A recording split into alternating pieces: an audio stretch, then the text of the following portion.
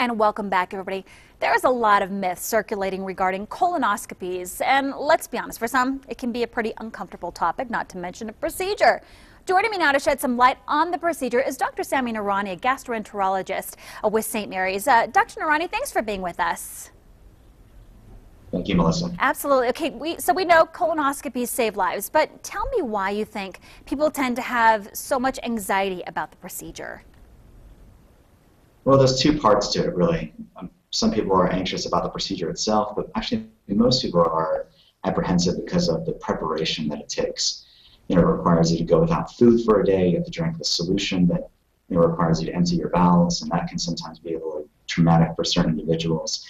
But even that has changed dramatically over the past few years. The preparation has changed. Before it was one big gallon, now it's half that amount, and that amount is split over a longer time period, so it's a whole lot easier to prepare yourself for the colonoscopy.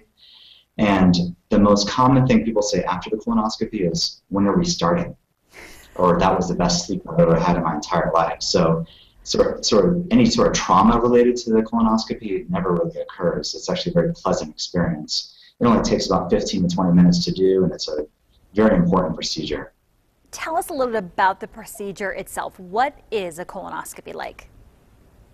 So colonoscopy, you're appropriately sedated. You are completely unaware of what's going on. A flexible scope is then passed from the behind, and then the entire large intestine of the colon is then examined.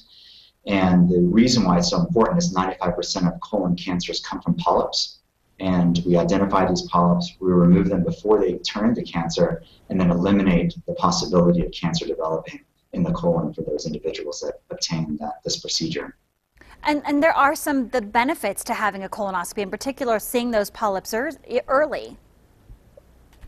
Identifying the polyps early, removing them entirely eliminates the need. And in addition to that, if we identify you as a high-risk individual, someone that has polyps or several polyps, then we can tell you you're the kind of person that needs more frequent screening. Or if you have no polyps, we then identify you as low risk, and then we'll see you again in 10 years. So it really helps individuals fine-tune their health care. When really you're asleep for the entire time, so it's one of those things to go in, they take care of what you need to take care of, and then you're done, and it's over. So let's clear the myths. It's much needed, especially when we're talking about colon cancer and its risks to the community. Very important procedure to have. Dr. Nourani, thanks so much for being with us. We really very much appreciate it. You can find more on this on our website, mynews4.com, and of course, heading over to St. Mary's. All right, thank you so much. We appreciate it. Now we go over to Tim Studebaker with a quick look at our forecast. Hi, Tim. Good morning, Melissa. We do still have a lake wind advisory out there in that light shade of tan for Tahoe. Also a wind advisory in the southern Sierra on the western slope. The winds are starting to let up, though. We'll talk about it next.